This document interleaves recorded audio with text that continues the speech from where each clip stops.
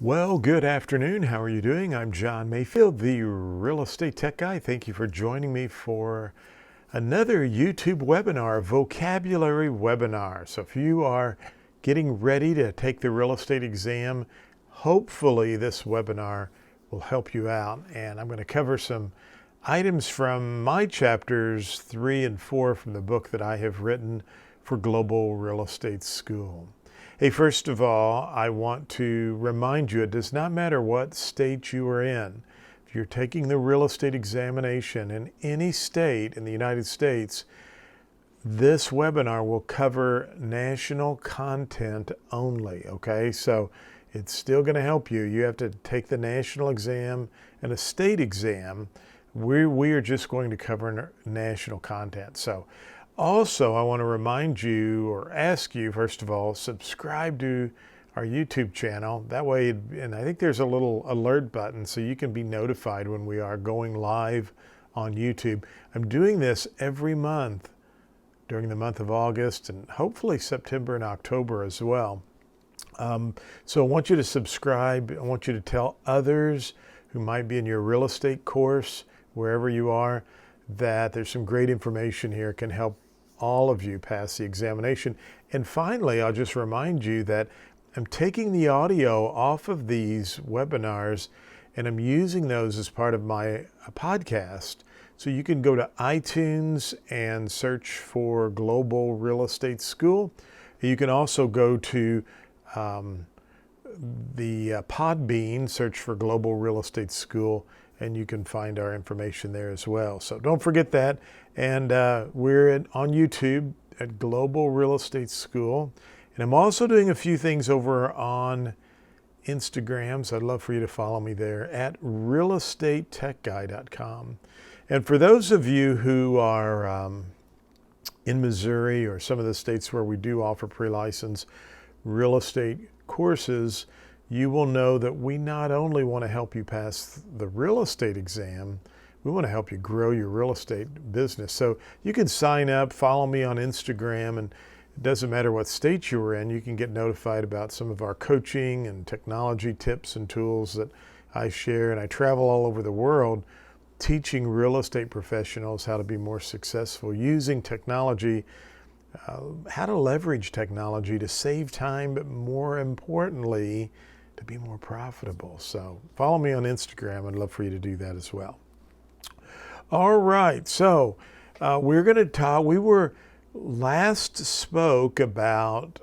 in estates. We were in chapters 1 and 2 of my book. We were talking about the definitions of land, real estate, and real property. Very quickly go over those again. Land equals natural, and that means rocks, trees, soil, from the center of the earth to infinity. Real estate not only incorporates natural items such as rocks, trees, soil, and you get it, right, the water, but it adds the man-made things such as a house or a garage or a barn or a fence. So land, natural, real estate, natural, and man-made. And again, that goes from the center of the earth to infinity, up in the skies, out into the universe. And real property then means natural, man-made, and your bundle of legal rights. The rights to sell, lease, exclude people, take a loan out, and so much more. We studied that you can sell those rights horizontally. That's why airports sometimes, when they are expanding, have to buy the real estate that's close to the airport because they can't just invade your air rights. You own that out into the space, the universe.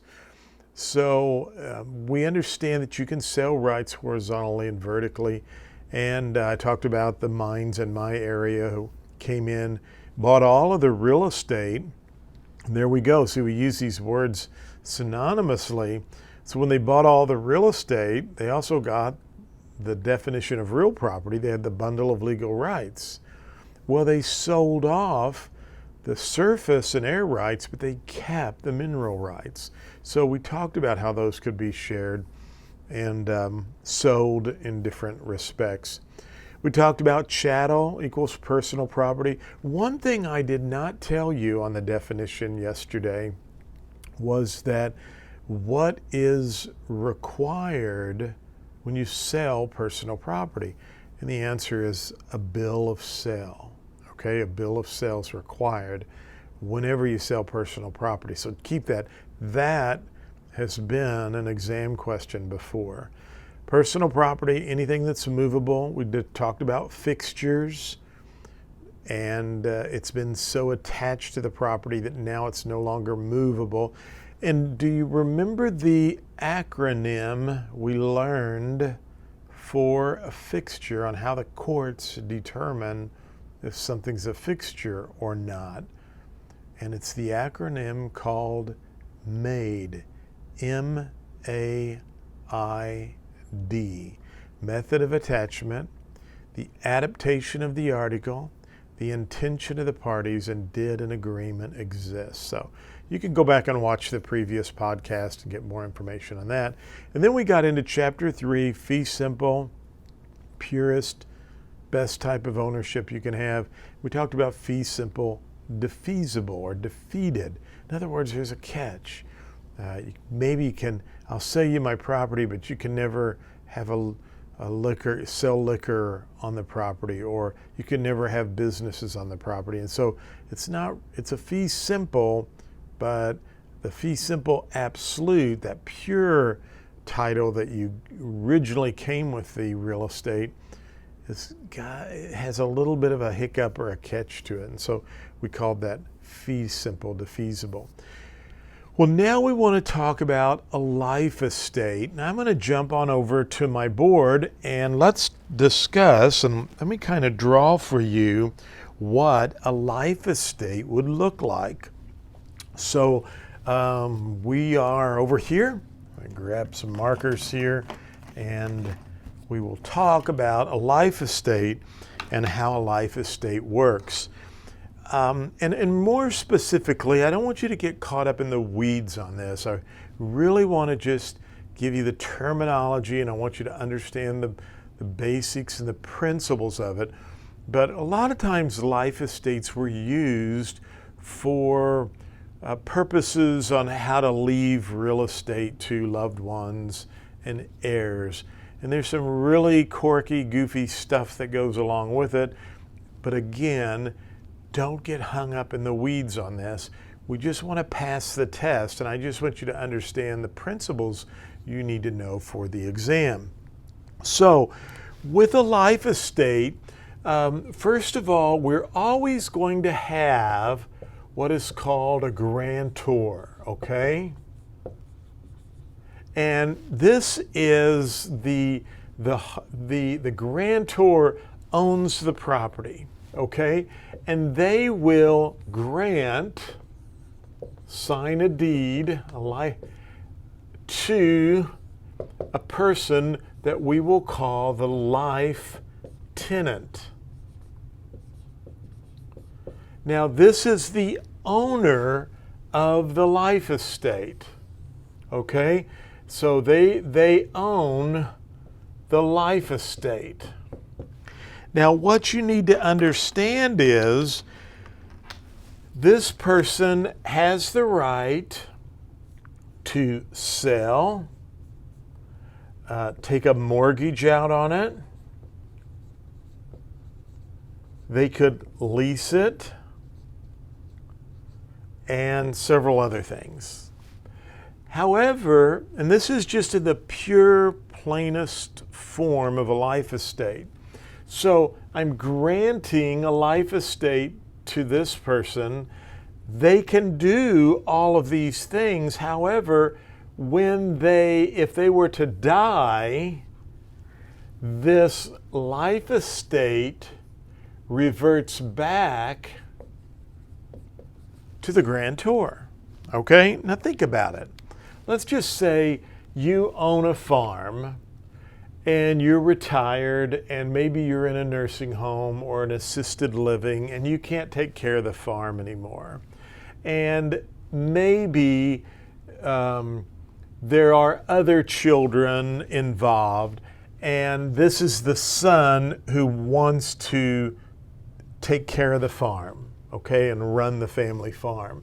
So dad is basically saying, look, son, I'll give you a life estate and you can take care of the farm, do whatever you want to with it. But if you die, I want the farm to come back to me so that I can distribute that to the other siblings. Or perhaps, there's no other children. You just want to say, I'm giving you the life estate, I'm deeding it to you, but if something happens to you, I want it to come back to me. Okay? That's the purest form. Now, we have a couple of other options we need to know here, is that sometimes the grantor may provide a life estate, and let's say this is the son, okay? But we have a daughter over here, and this daughter we are going to call a remainderman.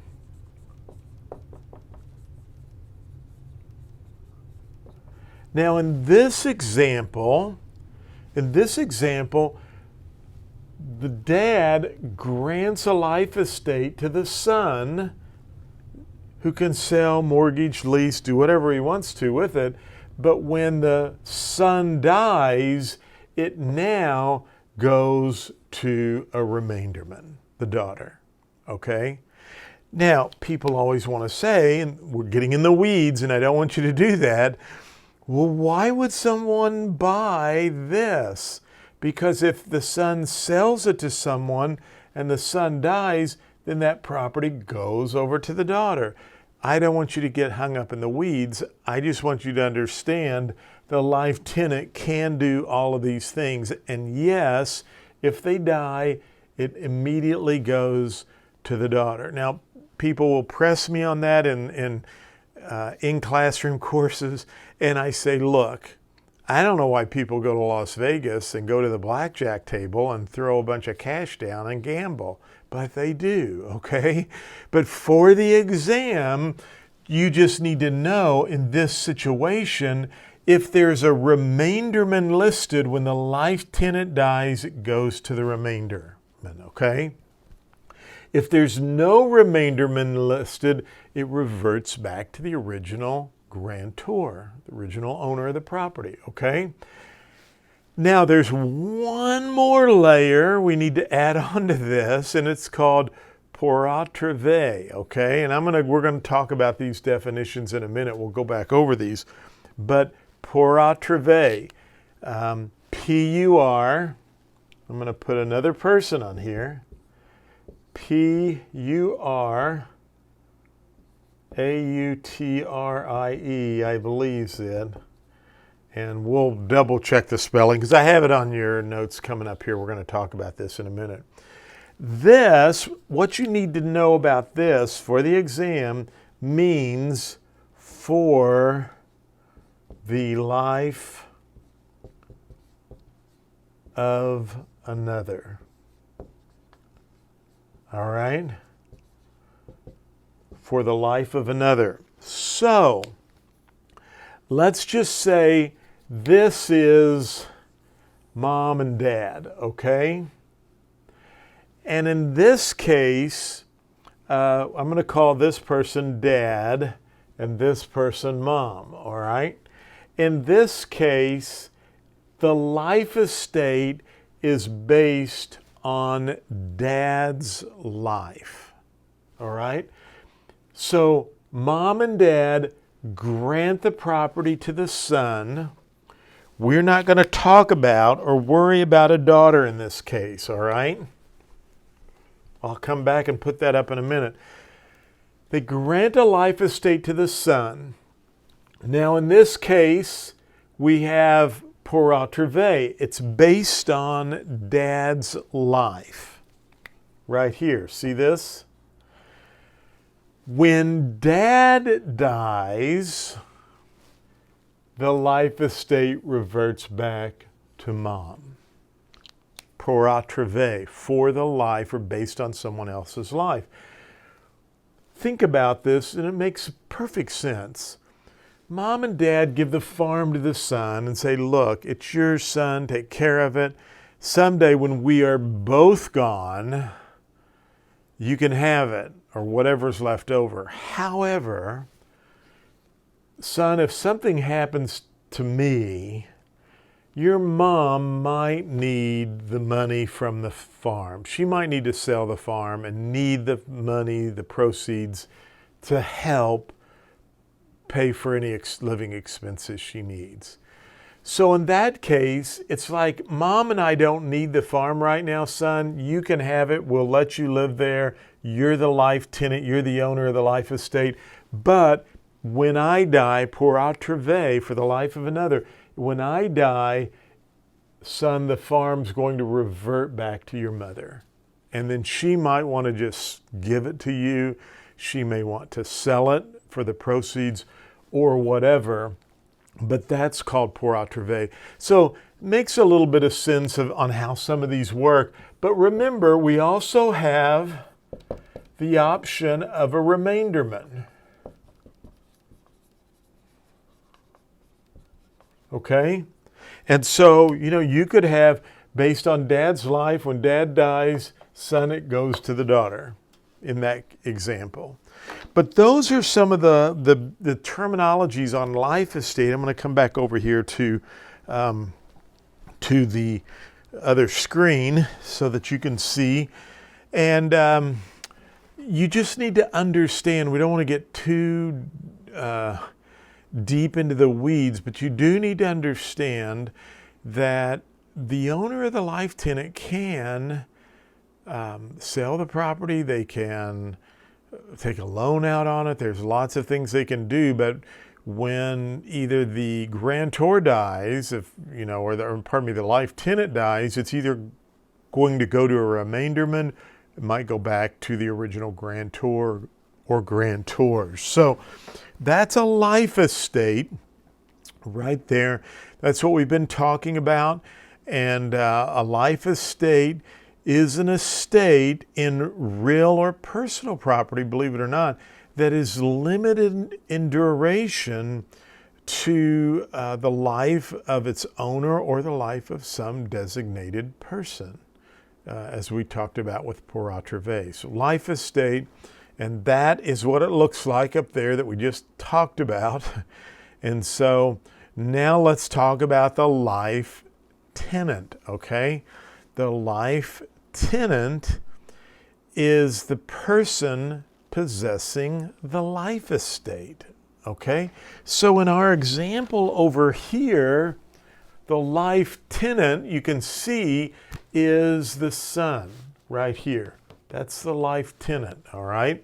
So make sure you understand who that life tenant is. And they love to ask questions on this specific area about really making you apply the information, okay? So we now know who the life tenant is. And then let's talk about pour atrevé, all right? In this example, pour atrevé was based on someone else's life. See that? And so normally this is kind of the situation you might have, but on the exam, they may give you some more challenging questions regarding pour atrevé. And we'll go over a couple of questions here in a minute, and you'll be able to get this down as well. So pour atrevé, again, talking about for another's life, okay, for another's life. A life estate pour atrevé is a life estate that is measured by the life of a person other than the grantee. Now, this is something else that you need to understand, because they love to put these words in here, and we will talk about this further, but the grantor is the person who creates the life estate. They're going to sign the deed, the life estate deed.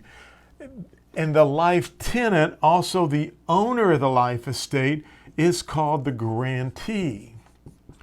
And so remember that the pour atrevé is for the life of someone else other than the grantee. All right, make sure that you understand these, because they're really going to throw you some questions here.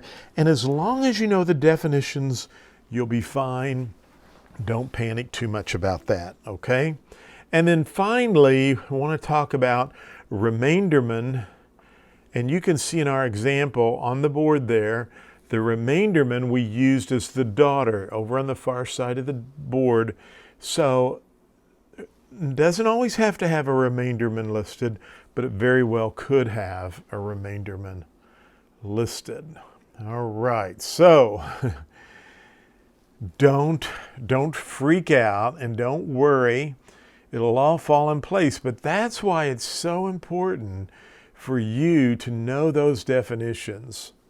And whether you want to write out flashcards to know those definitions, or you want to purchase our digital flashcards from Global Real Estate School, you can do that. You can download them right to your mobile phone.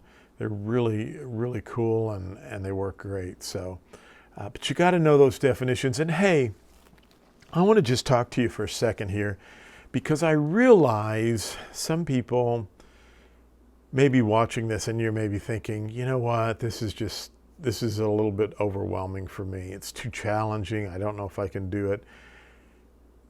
Don't have that attitude. Don't have that mindset. You can do this. I want to tell you what, I've been practicing real estate since 1978 at the age of 18. I crammed 4 years of college into 5. I went back at 54 years of age and got my master's degree in real estate. And I'm not saying any of that to brag. There were times in both of those periods of my life I wanted to quit. I didn't want to finish. It was too difficult and too challenging. But I'm so glad I didn't quit. It's easy to quit. I want to tell you what, I wanted to tell you why I got my license and when I did, just to explain one thing to you. There's never been one day in my life, I can honestly look you in the eye and say this, there's never been one day, one night, or one day when I dreaded going to work. I love what I do. I love real estate. I always wanted to get into broadcasting and film, but now I get to do things like this with a career that I'm so passionate about and love, and have been so blessed to have been able to meet some great people along the way, and grateful to have had the the experiences I've had with real estate. So you can do this, and don't let a few little old definitions put a pity party on you, okay? So let's get that off. You'll learn this. It's like learning a new language. You're going to be able to do it. And if you need help, go download, go purchase our digital flashcards at Global Real Estate School, or make your own flashcards, but know these definitions, okay? All right, good. So let's take a look at our next definition. I have these written out. I thought it might be a little easier for us to talk about them. Yesterday, when I did my first vocabulary webinar, I didn't have the spelling down below. Now, if you're listening on the podcast, I apologize, but you can go out and hopefully you can understand what we're talking about. Because now I have the word Dower up on the screen, D-O-W-E-R, but go out to Global Real Estate School on our YouTube channel, and you can just search for at Global Real Estate School on YouTube, and you'll be able to find us, subscribe, and then also get noticed or notified when we're getting ready to do a live broadcast. So Dower, D-O-W-E-R.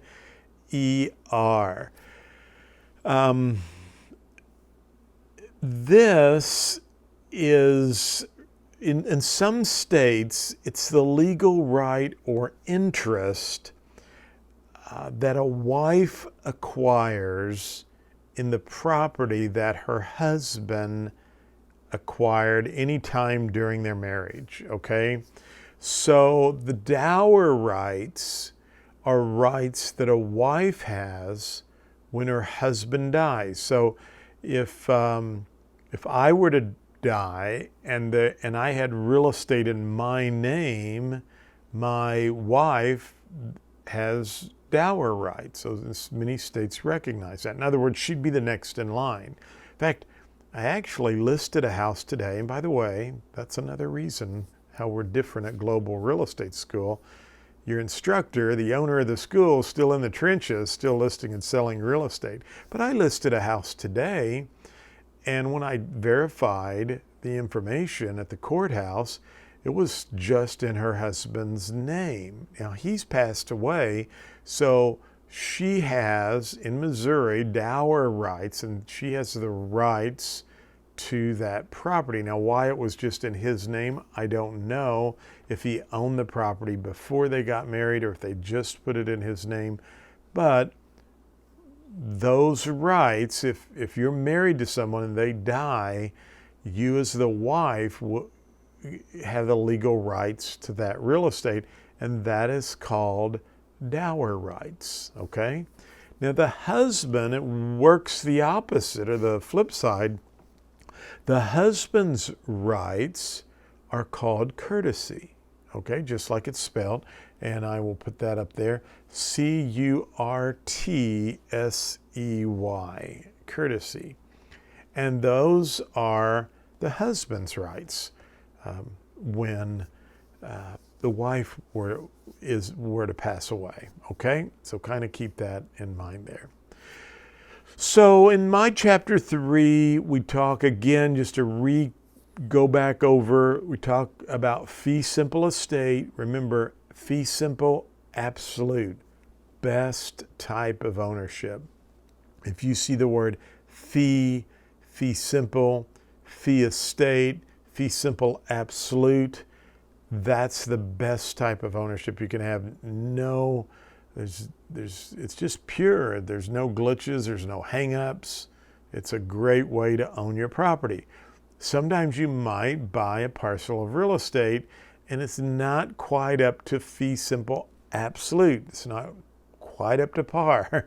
There's nothing wrong with it, but there may be a stipulation. My wife and I owned a pick-your-own blueberry blackberry farm at one time, believe it or not. I know, you probably are thinking Green Acres is the place for me. That's why I'm not a singer, okay? I'd love to be, but I know what you're thinking, and so, but when we bought our farm, there was a stipulation on the deed, a restriction that there could never be alcohol or other businesses operated on that farm. Now, why did he put those on there? Well, number one, he lived right next door to us, and he used to own the blueberry blackberry farm, and the owner, the grantor of that, the seller who sold us the property, said, look, I don't mind you buying my blueberry blackberry farm, but I sure don't want you putting any kind of a alcohol or nightclub or bar or tavern, because I'm still living here next door to the farm, and I really don't want you operating any other businesses off of the property. So that would be an example of a Feesimple defeasible, okay? And if you ever tried to violate that, the owner could go to court and try to stop you from doing that or get the property back. And then we just talked about our life estate. So now we're going to move on to chapter 4 with the types of ownership. And I'm going to give us the first one called severalty.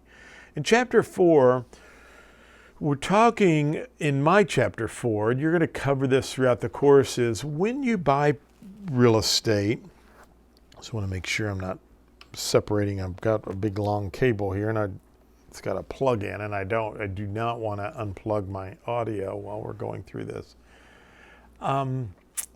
When you buy property, real estate, you need to think about, are you buying this with one person or are you buying this with multiple people, okay? So the first one, and I'm actually going to go over to the board, I think, here, and we'll do this over here, is called severalty, okay? let's take a look at this on the board. And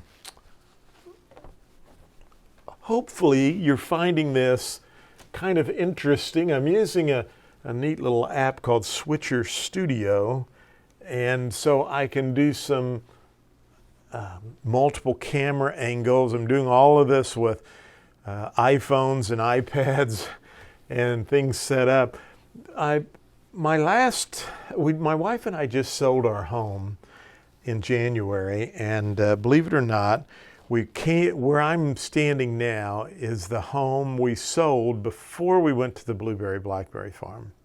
And it's kind of my signature speech now as a keynote speaker and presenter, and if you're watching or have an opportunity or need, a church or a realtor association has a inspirational breakfast, or just an organization that needs a keynote speech, I talk about not giving up and kind of hanging in there. And I don't want to bore you with my whole story, but it's really kind of cool because we never wanted to sell this home that I'm in here. And a lady had a buyer. We sold the house and we built our home on the blackberry farm. And in the span of like 6 months, I sold my real estate office, I had 3 offices and about 45 agents, and I went to work for a bank. And I found out the bank was on the watch list. Our economy tanked. This is back in 07 and 08. And we lost our crop due to a late spring freeze. So we didn't file bankruptcy. We paid everybody off, and it took a lot of time. And we sold a bunch of stuff. And we ended up moving into a rental house that we owned. And we really were in that home longer than any of our houses. And it was a great little house. And I had the coolest studio set up in there. And I had all the lights just exactly right because it was an unfinished basement.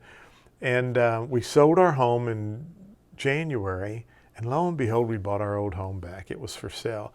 And the owners had finished the downstairs. So it works great now because we run the real estate school out of here, and I still run my real estate office here. My daughters help me. Ann is a licensed real estate agent. My daughter Ann, she helps me with the real estate office and with the real estate school. And then her sister, my other daughter, Allie, she's helping us with the real estate school as well because we've just been growing by leaps and bounds. So anyway, I say all of that to say, I know the lighting's not exactly what I want. And I had some lighting that I was putting up, and there were some shadows and weird things going on. So there's no additional light. I know it might be a little bit dark, and I apologize about that, but hopefully you can still see everything okay.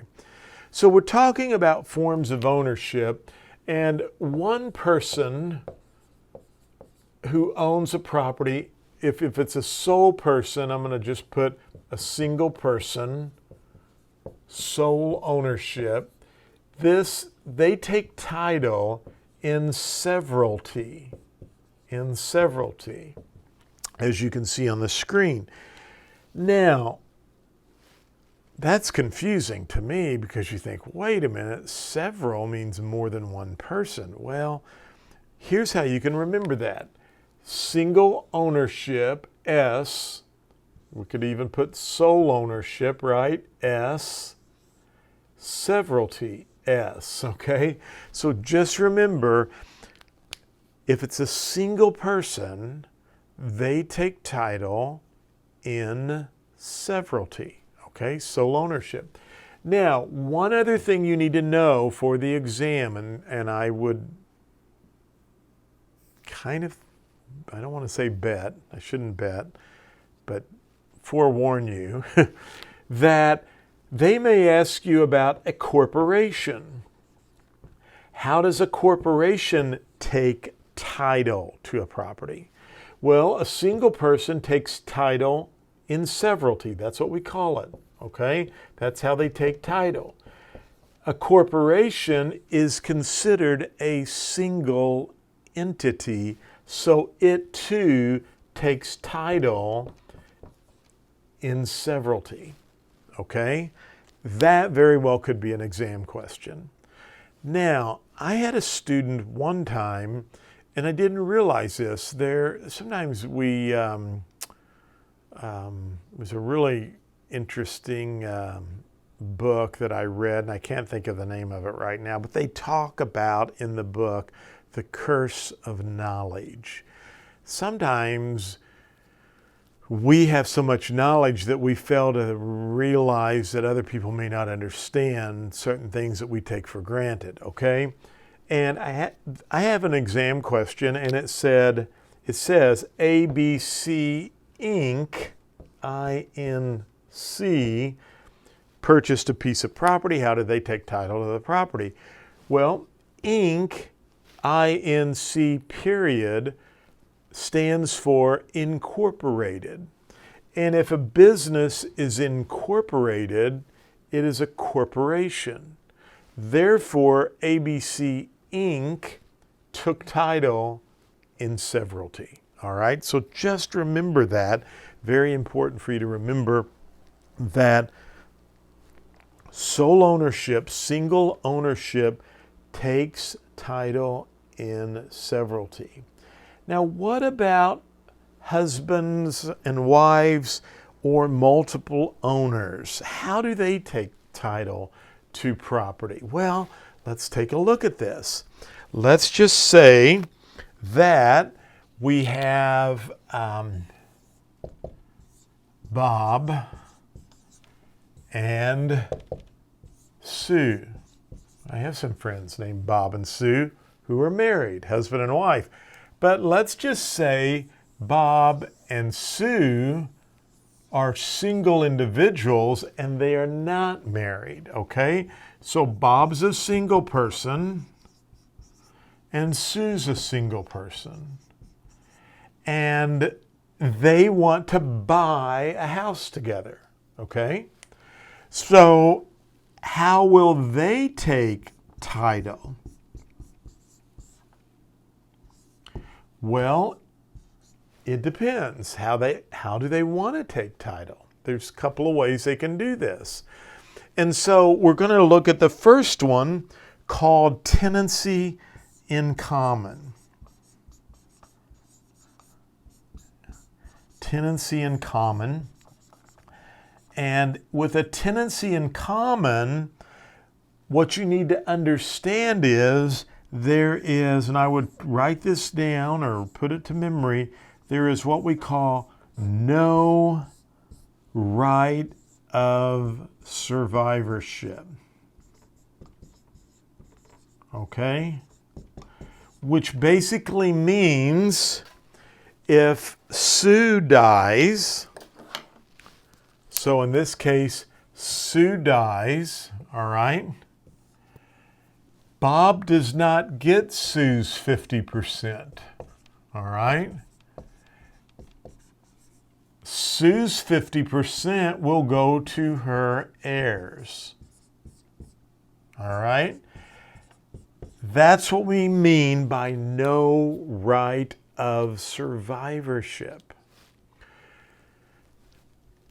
Bob and Sue could choose to take title as what we call joint tenants. And I'm going to put this over here on this side, and my red is really pretty light, so let me grab a black one here. So let's talk about joint tenancy.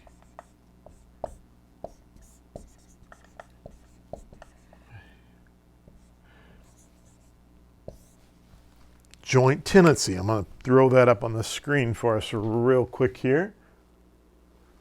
So joint tenancy, there is a right of survivorship. So I'm going to put yes to right of survivorship.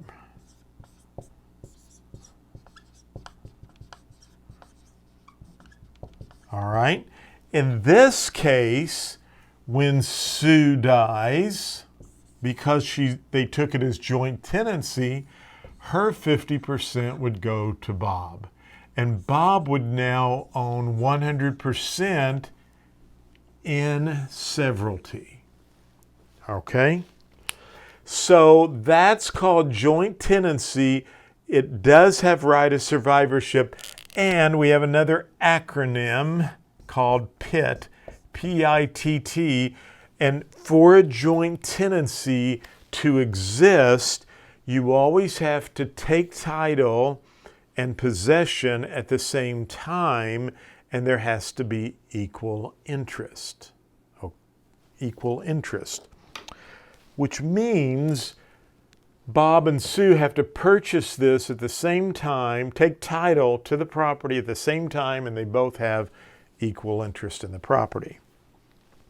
So that's, and I don't want you to, again, you just have to read these questions and do not draw too much into them and look at what they're asking you. They may give you a question that says Carr, Dole, and Bard purchased a piece of property, and they're going to give you lots of other junk with that question. But the bottom, when you get down at the bottom, because they like to have these great big chunky questions just to freak you out a little bit, and don't let them do that. And down at the bottom, it's just going to say Dole died, and Bard and Falk now own Dole's share. What type of ownership was the property vested? Well, it had to have been joint tenancy, right?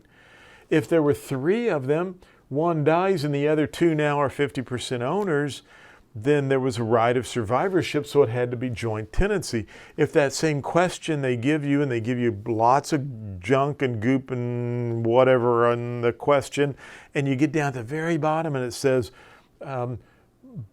Bob and Sue died, or Bob and Sue own property, and Sue passes away, and Sue's heirs now inherit her portion, or 50%, it was a tenancy in common because there's no right of survivorship. So you do not have to make these questions. These are like free softballs. And sometimes people really freak out on these, but if you just pick out and look into the question a little bit, you'll be able to quickly say that's a tenancy in common. Here, with tenancy in common, you can have equal or unequal interest. So if it says Bob owns 60 and Sue owns 40, tenancy in common. It's got to be that way. Why? Because there's no PIT. Remember, possession, interest, time, title. So they're very, very easy to answer if you can understand the basic principle behind how this operates. All right? Okay. Let me just erase this. I was going to draw another example, but I just want to quickly point out that I'm doing two people here, but if you had three people, they could be tenants in common, and this person could have 10%, this person could have 20%, and this person could have 70%. Well, remember, with tenants in common, no right of survivorship, so when one person dies, their 70% would go to where? To their heirs. All right, okay? So now let's look at this same scenario. If you had three owners,